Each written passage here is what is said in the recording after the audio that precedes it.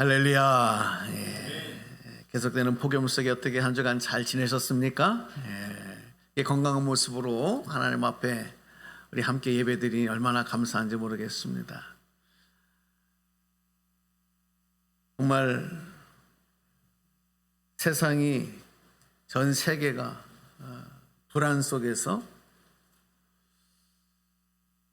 무엇을 어떻게 해야 할지를 모르는 혼란 속에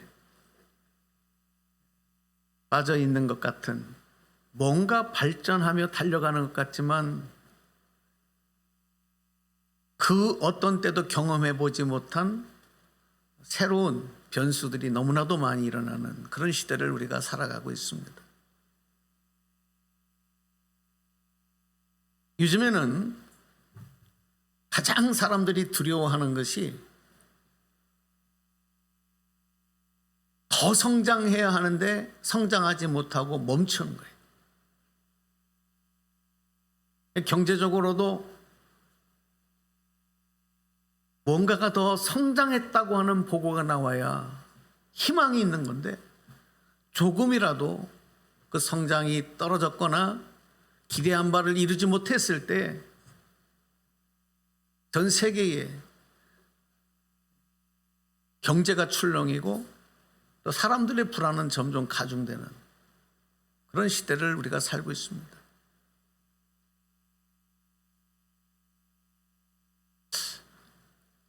그런데 막상 우리 자신은 더 성장하고 성숙해져 가는지, 그렇지 못한지, 나는 이제 나이가 먹었으니까, 나는 이제 성장하는 거 다 끝났으니까 나하고는 상관없는 얘기야, 이렇게 생각하실지 모르겠지만, 성경에서는 우리 믿음의 사람들은 계속해서 성장하고 성숙해져 가야 된다고 그렇게 우리에게 촉구하고 있거든요. 그래서 오늘 설교 제목이, 우리 한번 같이 소리 내서 함께 복창하시겠습니다. 시작. 성장하고 성숙해지는 믿음. 그렇습니다. 여러분, 그런 믿음 소유하시기를 축복합니다. 축복합니다. 네. 여러분, 이 땅의 모든 생명체, 하나님이 창조하신 모든 생명체는 성장해야 되는 것이고, 성장하면 성숙해 가는 것, 이것이 생명의 질서입니다. 여기에 예외가 없습니다. 그리고 이 성장과 성숙의 결과는 열매예요, 열매. 그래서 이것을 잘 이루면 풍성한 열매를 맺는 것이고, 여기에 문제가 생기면 풍성한 열매가 아니고 때로는 아예 열매를 맺지 못하는 결과도 나오게 됩니다. 열매를 맺을 때, 건강하고 풍성한 열매를 맺을 때 그 생명체는 더욱 빛을 발하는 거예요.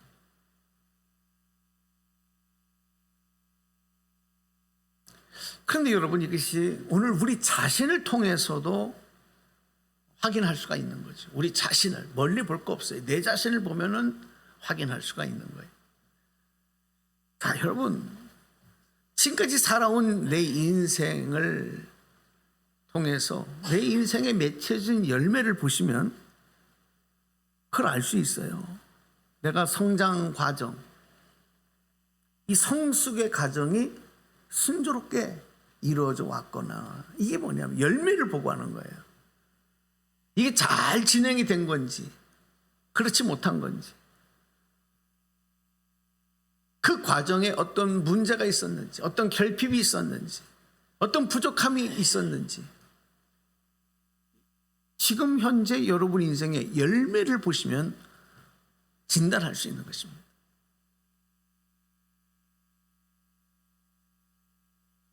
인생만이 아니라 우리 그리스도인들의 믿음으로 살아가는 신앙생활도 동일합니다. 여러분에게 한번 질문할게요. 여러분이 마음으로 대답해요. 여러분의 신앙생활은 지금 성장하고 성숙해 가고 있습니까? 아니면 다람쥐 쳇바퀴 돌듯 매일 똑같은 모습으로 그래도 유지는 하고 있는 모습입니다. 여러분 마음으로 한번 대답해 보세요. 여러분 이거 보십시오. 우리가 예수 믿기 전에는 죄인이었잖아요. 죄인 되었던 내가 예수 그리스도를 믿고 예수님을 영접하고 구원을 얻었다라고 하는 것은 또 다른 말로 한번 여러분 따라서 해보실까요? 새 생명을 얻은 것이다. 시작. 새 생명을. 내가 예수 믿고 구원을 얻었다고 하는 것은 새로운 생명을 얻은 것이라고 성경은 우리에게 말씀하는 거예요. 그런데 이 새 생명을 얻었다는 말의 의미, 새로운 생명을 얻었다는 말의 그 의미가 뭐냐면, 우리가 복음적으로 말씀을 드리면 죄인으로 영원한 죽음을 향해 가던 존재가 나를 위해서 십자가에서 죽으시고 부활하신 예수님의 생명으로 다시 태어났다는 거예요. 이 새 생명을 얻었다는 거거든요. 그래서 이제는 죽음을 향해 가는 존재가 아니라 영생을 얻어서 영생을 누리는 존재가 되었다. 할렐루야. 이게 새 생명을 얻었다는 의미예요. 여러분 그 새 생명을 얻으신 줄로 믿으시면 아멘 합시다. 아직도 이 새 생명을 못 얻었다 그러면 죄송한데 여러분, 여러분을 저주하는 얘기가 아니고, 내가 이 예수님의 생명인 새 생명을 얻지 못하면 아무리 열심히 아무리 바쁘게 살아도 죄송하지만 영원한 사망을 향하여 질주하는 인생밖에 되지 않는 거예요. 여러분 우리가 새 생명을 얻다는 게 얼마나 희망적이고 얼마나 감사한 일입니까? 할렐루야. 그런데 대체로 많은 분들이 이렇게 생각해. 내가 새 생명을 얻었어, 구원을 얻었어, 그러면 다 된 걸로 생각을 하는 거예요.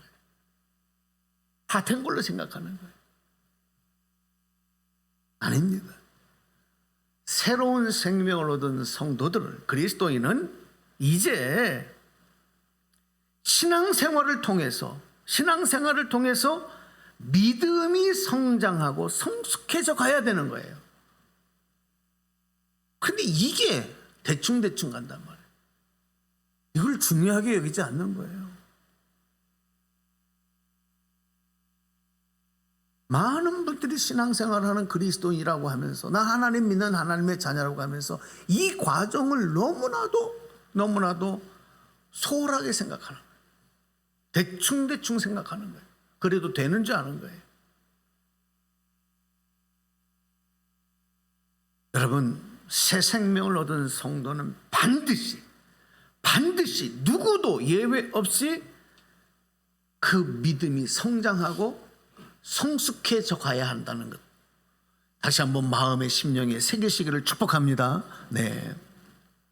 그래서 신앙생활이라고 하는 건 뭐냐? 또 한번 따라서 해보세요. 신앙생활은 믿음이 성장하고 성숙해 가는 과정이다.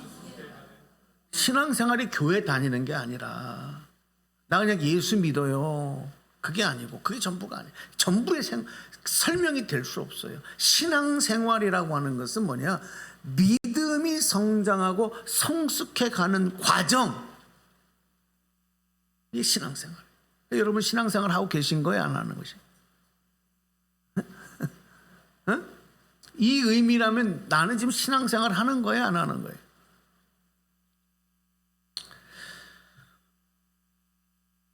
이 과정을 무시하고 소홀히 여겨도 아무 문제가 되지 않는다, 이렇게 생각하는 분들, 이렇게 착각하는 분들이 너무 많아요.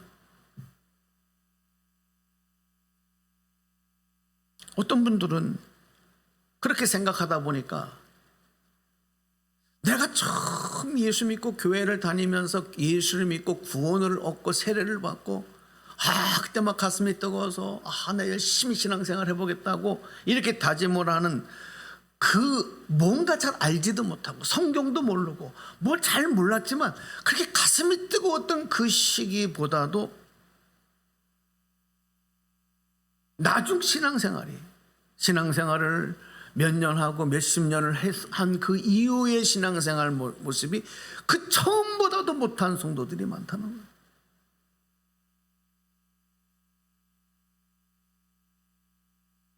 제가 자꾸 자주 표현하는 얘기예요. 머리만 이만해지고 머리는 이만해져 있는데 손과 발은 기능을 못하는 그런 그리스도인들이 너무 많은 거예요. 그래서 여러분이 한번 이렇게 나는 도대체 예수님의 생명, 하나님의 아들이신 예수님의 생명을 얻고 새로운 존재가 되었고 영원한 소망을 누리는 천국 백성 하나님의 자녀가 되었는데 하나님이 그런 선물, 도대체 나는 하나님을 위해서는 내가 믿음의 생활은 어떻게 하는 거냐? 나는 하나님을 위해서는 도대체 뭘 하고 있는 거냐? 이런 질문을 한번 우리 자신에게 해봐야 되지 않겠습니까?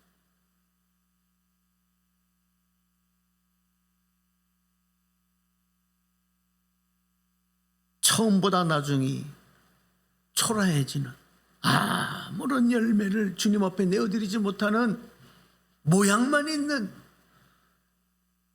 이런 모습은 다시 말씀으로 돌아가 보면 믿음의 성장과 성숙의 과정이 온전치 못할 때 나타난 결과였다는 거예요. 요즘에 이 성인아이라는 말을 여러 곳에서 사용을 합니다. 성인아이 들어보셨나요? 원래 이 단어가 원래는 알코올 중독인 부모 밑에서 자라서 성인이 된 성인이 된 사람을 일컫는 용어였어요. 원래 알코올 중독이었던 부모 밑에서 자라 성인이 된 사람, 이 사람을 성인아이라고 원래 불렀는데 요즘에는 아이 상태에서 벗어나지 못하고 성인이 되었음에도 부모에게서 독립하지 못하고 살아가는 사람들, 어른들, 성인을 부르는 용어로도 사용되는, 이게 성인아이예요. 어른이 됐는데도 부모에게서 독립을 못해. 그러니까 이 성인 아이와 같은 이런 개념으로 요즘에는 심리학적으로도요 비슷하게 사용되는 용어들이 많아요. 여러분 참고로 한번 들어보세요. 어린 아이로 남기를 바라는 이 남성 심리인데 어린 아이로만 남고 싶은 남자들이 있어요. 남성들. 그 사람들을 보고 피터팬 증후군이라 그래요. 피터팬 증후군. 비슷한 말이에요. 부모에게 독립하지 않고 늘 부모만 의존해 살아가는 성인들, 이걸 캥거루족이라고 그래요. 캥거루가 새끼를 늘 품고 있잖아요. 그래서 캥거루족, 비슷한 말. 또 지나치게 부모에 의존하는 마마보이, 마마걸, 이거 다 비슷한 말이에요. 근데 우리 사회가 이런 사람들이 많아져.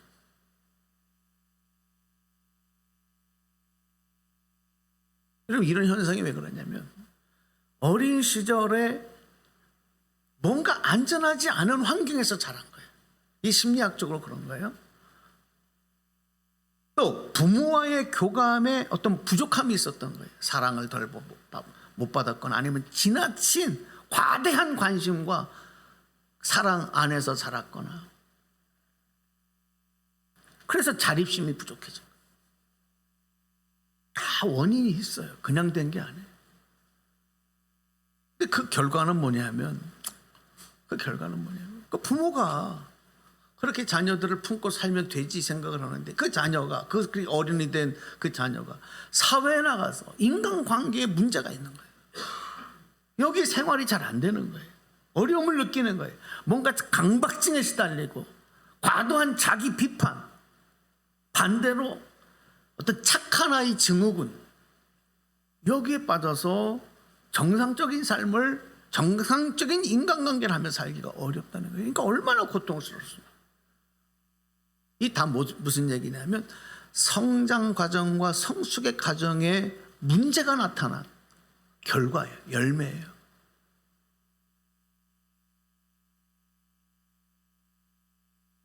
우리가 신앙생활 하면서도 예수님 생명으로 다시 태어나 새로운 존재가 되었지만 영적인 성인 아이와 같은 그리스도인들이 얼마나 많습니까?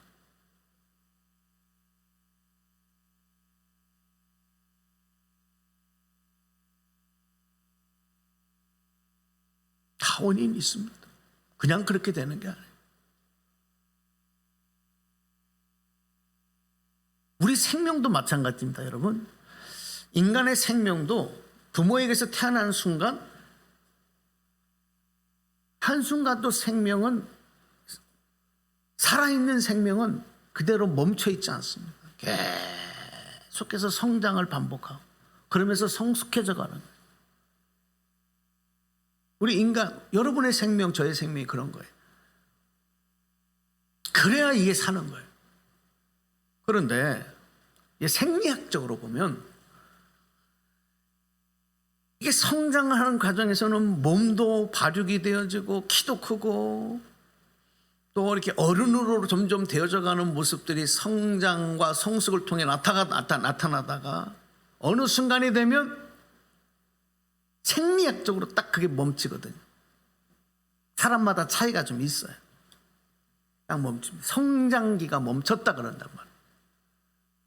그러면 이제 더 자라지 않는, 성장하지 않는 상태가 되면 그때부터는 사람들이 생각하기를 이제 성장했으니까 이 생명을 가지고 유지하며 살아가면 되나 보다 이렇게 생각을 하는데 아닙니다. 그 순간부터 생명은 퇴보하기 시작하는 거예요. 성장이 멈추면 생명의 유지가 아닌 생명이 퇴보하기 시작한다는 거죠.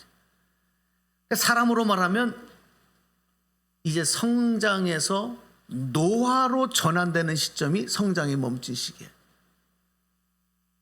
젊은 분들도 성장이 멈추면 이제 노화가 시작됐다. 그거를 생리학적으로 부인할 수가 없는 거예요. 자, 그러면 그 마지막은 뭐가 되겠습니까? 마지막은 죽음입니다. 결국 무슨 얘기냐? 성장과 성숙이 멈춘 결과는 열매 맺지 못하는 죽음이다. 그래서 우리가 신앙적으로도 믿음도 동일하거든요.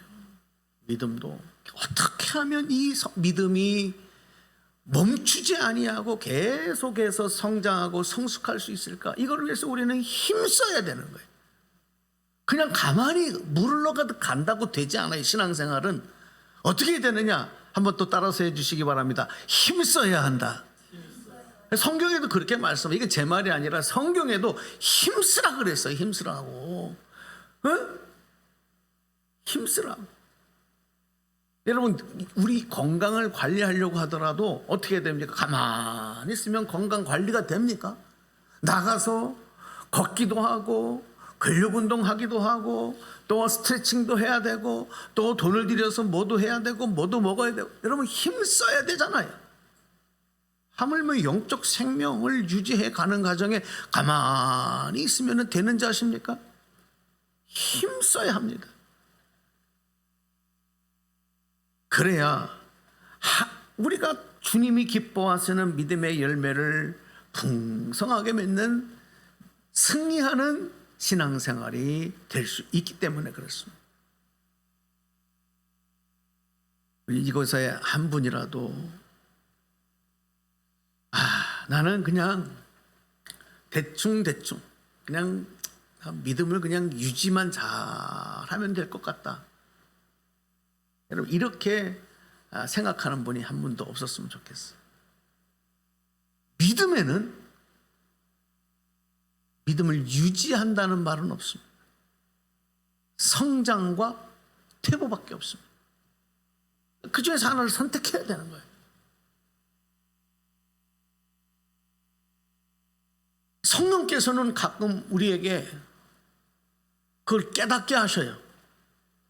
너의 믿음이 지금 멈췄다. 믿음의 성장을 위하여 네가 힘쓰지 않는다. 이거를 성령께서 나한테 깨닫게 해주셔요. 이게 은혜의 순간이에요.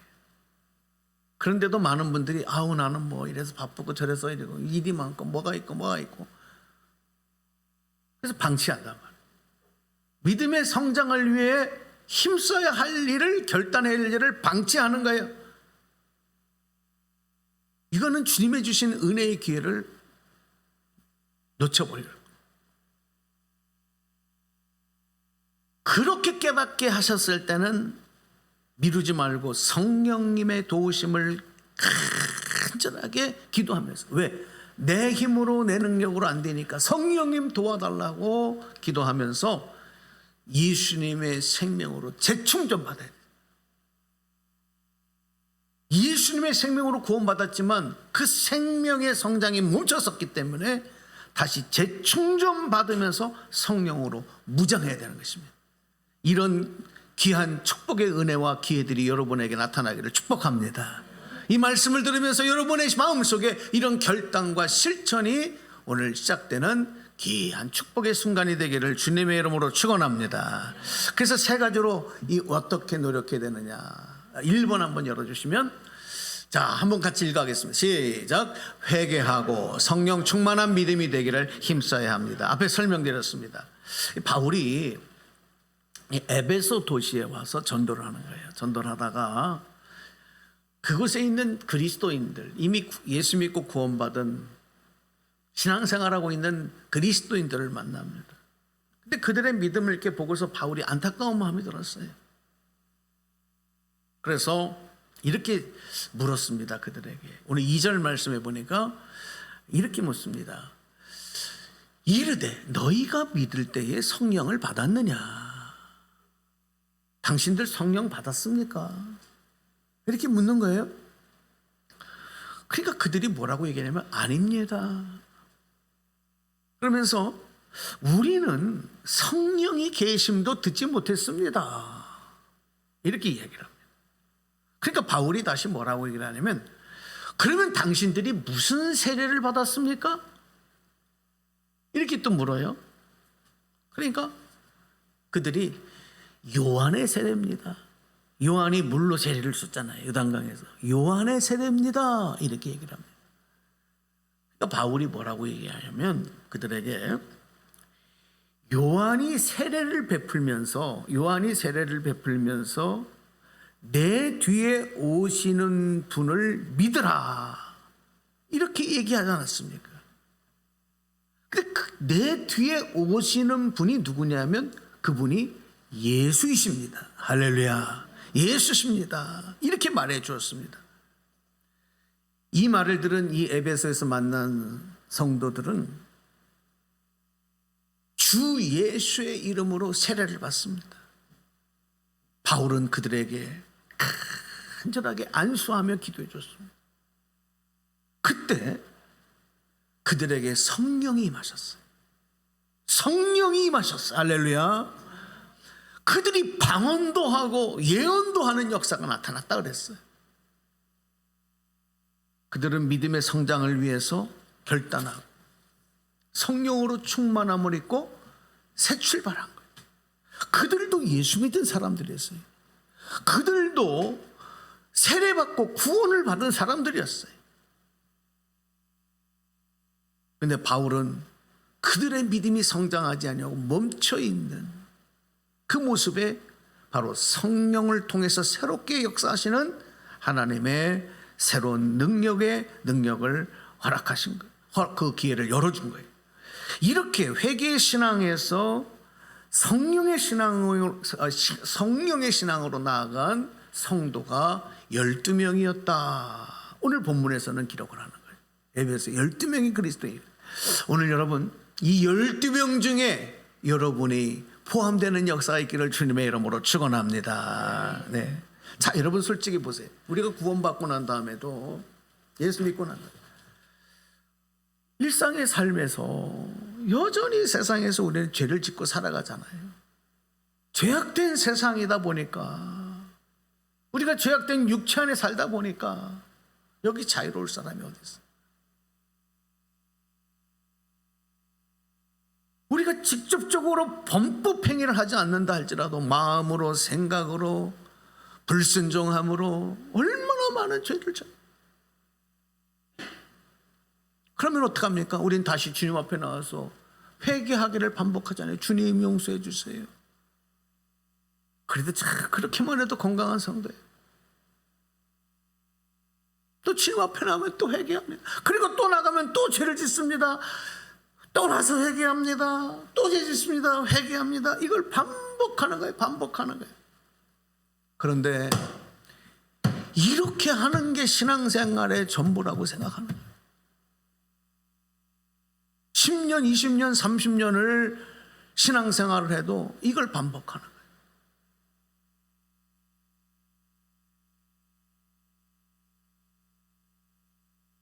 근데 여러분, 여기서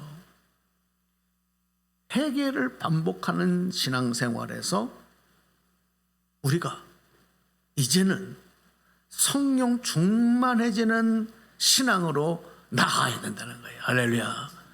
회개만 반복하는 신앙에서 성령 충만한 신앙으로 나아가는 거예요. 왜 그러냐면, 그래야 죄를 이길 수 있는 능력 있는 믿음이 되기 때문에 그랬습니다.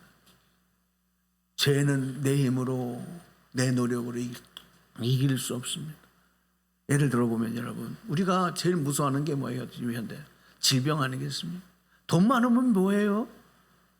뭐 세상에서 이렇게 저렇게 나 이러고 살았다고 뭐해요? 몸에 질병이 생기면 아무 소용없어. 아무 소용없어. 에? 아무리 땅이 많고, 아무리 집이 많고, 아무리 집에 황금을 많이 갖다 놓고 재산만 많으면 뭐하냐고요. 몸에 질병 생기면 다 소용없어. 그래서 질병이 발병하면 그걸 잘 치료해요. 이게 너무 중요한 거, 이걸 누가 모르겠습니까? 돈이 얼마나 들든지 치료해야 되잖아요. 그래야 살잖아요. 그런데 이게 너무 무서우니까 우리가 일상적인 삶에서 어떻게 해요? 최대한으로, 그래도 뭐 내 마음대로는 안 되지만 그래도 최대한으로 이 병을 예방할 수 있는 생활 습관, 식생활, 이거를 우리가 할 수 있도록 힘쓰는 거 아니겠습니까? 그게 지혜로운 사람 아니겠어요? 나쁜 거 안 먹으려고 하고, 에? 여러분, 죄도 똑같아요. 죄는 내 힘과 의지와 노력으로 이길 수 없어요. 그만큼 강력한 힘이 있어요. 하지만 우리가 성령으로 무장하면 그 죄를 이길 수 있다고 하는 것, 이게 우리에게 소망인 줄로 믿습니다. 그래서 죄를 회개하고 구원 얻은 성도는 이제는 성령 충만한 믿음을 향하여 나아가는, 그래서 믿음의 성장과 성숙을 이루어가야 되는. 그 두 번째, 자, 한번 또 읽어볼까요? 시작. 모양만 있는 믿음에서 능력 있는 믿음을 소유하기 위해서 힘써야 합니다. 자, 11절에 보면은 오늘 본문의 11절 내용에 이렇게 말씀합니다. 이런 말씀이 기록돼요. 한번 읽어보실까요? 11절 시작. 하나님이 바울의 손으로 놀라운 능력을 행하게 하시니. 그랬어요. 어떤 일이 있었냐면은 바울이 성령 충만해서 나가서 전도하는데, 바울의 힘이 아닌 바울 안에 있는 성령의 능력으로 능력 있는 믿음들이 막 나타나는 거예요. 그 능력이 막 나타나는데 어느 정도였느냐 하면, 그 성경에 기록이 돼요. 바울이 지니고 있었던 손수건, 그리고 앞치마를 가져다가 병든 사람에게 이렇게 갖다가 씌워놓으면은 그 병이 떠나가고 그 사람에게 있었던 악한 귀신이 떠나가는 능력이 나타나는 거예요. 할렐루야. 이건 바울의 능력이 아니잖아요. 바울의 능력이 아니잖아요. 얼마나 신기합니까? 이런 능력이 우리에게도 나타나면 얼마나 중요해요. 여기 있는 목사 손수건 갖다가 여러분 탁 얹어만 주면은 병이 다 떠나가고 관절통도 떠나가고 암도 떠나가고 얼마나 여러분 목회하기 쉬워요. 그런데요, 이걸 보고 흉내를 내는 거예요. 마수라는 유대인들이 시험 삼아서 이 악기를 쫓아내려고 하는 마수를 통해서 그런 것을 흉내를 내본 거예요. 근데 어떤 일이 나타났는지 아세요? 오히려 악한 귀신이 그렇게 하는 사람들을 조롱을 하면서 그들을 공격했어요. 다 그들이 도망치고 말았어요. 그래서 여러분, 능력 있는 믿음은 모양만 흉내내는 믿음이 아니에요. 요즘에 가끔 제가 보면은 하나님의 능력을 위장해서 막 사기치는 사람들이 있어요. 사기치는 사람. 모양만 사람들을 막 황홀경에 빠지게 하고, 모양은 능력 있는 믿음이 분명히 막 사람들을 막 넘어가고 막, 예? 근데 모양만 흉내내서는 안 됩니다. 진짜 능력 있는 믿음을 소유해야 된다. 그래서 여러분 디모데서 말씀 보면 말세의 특징들을 말씀을 하면서 디모데후서 3장 5절에 이렇게 말씀을 하셨어요. 자, 말씀 올려드렸어요. 한번 같이 보겠습니다. 시작. 경건의 모양은 있으나 경건의 능력은 부인하니 이 같은 자들에게서 네가 돌아서라 그랬어요. 여러분 속지 마십시오. 네가 돌아서라 그랬어요. 그 예수님이 제일 싫어하고 책망하고 구역질나도 책망하셨던 사람들이 바로 능력이 없는 믿음을 소유한 자, 모양은 있는데 겉은 거룩한 옷을 입고 행세를 하는데 능력이 없어. 그런 자들을 예수님은 외식하는 자다. 그리고 심지어는요, 패칠한 무덤이다, 독사의 자식들이다, 이렇게까지 책망하죠. 자, 그러면 오늘 말씀을 정리해 드리게요. 능력 있는 믿음을 얻기 위해서는 우리가 어떻게 해야 되겠느냐? 능력 있는 믿음을 얻기 위해서는 첫 번째, 예수님과 친밀한 교제를 늘 가져야 돼요. 예수님과 더 가까운, 더 친밀한 교제. 예수님께서 나를 위하여 베풀어 주신 그 은혜를 항상 기억하고, 예수님의 그 사랑을 내 몸에 받고 나도 예수님을 더 사랑하고 그 주님과 더 가까워지는 삶을 매일 반복해. 그래야 능력 있는 믿음을 얻었어요. 두 번째는 뭐냐면 하나님께서 우리를 사용하실 때에 능력 있는 믿음을 얻어요. 여러분, 하나님이 여러분을 사용하실 때 그냥 여러분이 갖고 있는 그거 가지고 무슨 일을 하겠습니까?